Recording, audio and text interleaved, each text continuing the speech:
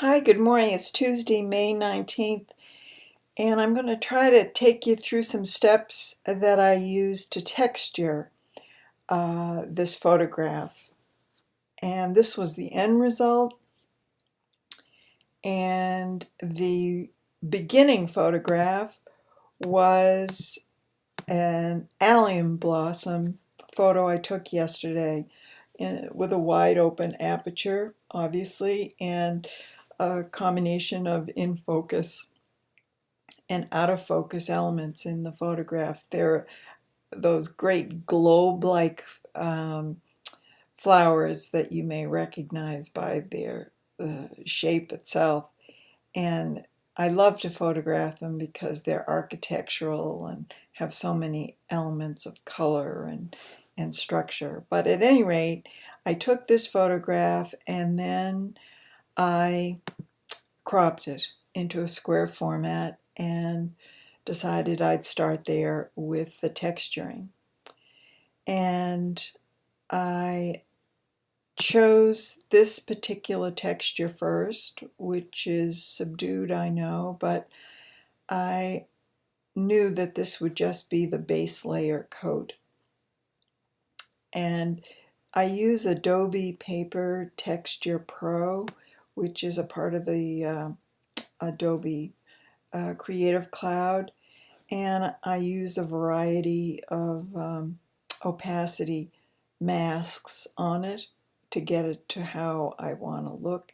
I tried to do this uh, for you within the ScreenFlow, which is the software I use for recording this, but for some reason or other, Photoshop and ScreenFlow didn't want to cooperate with me this morning, so you're just going to have to trust me on this.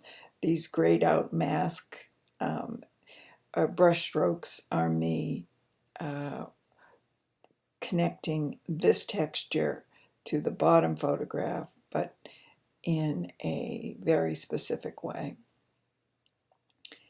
So then I added this second one, and I actually didn't do any opacity masks with this. I liked how it looked right away. And that's another thing. Sometimes it hits you very clearly, boom, I've got what I want, and other times it's much less clear. But in this case, I said, no, I like the whole thing. So then I used my Nick filters, the Vivesa, and this has I'll just show it to you. It has a structure blend, which I've already used on this, so it would be too much, but you can see it adds a texture, an enhancement, whatever. I use a combination of these, not the saturation as much, but contrast for sure, as well as structure. So then I did a curves adjustment as well. And whenever I say to myself, oh, I can skip the curves adjustment phase, I'm always wrong.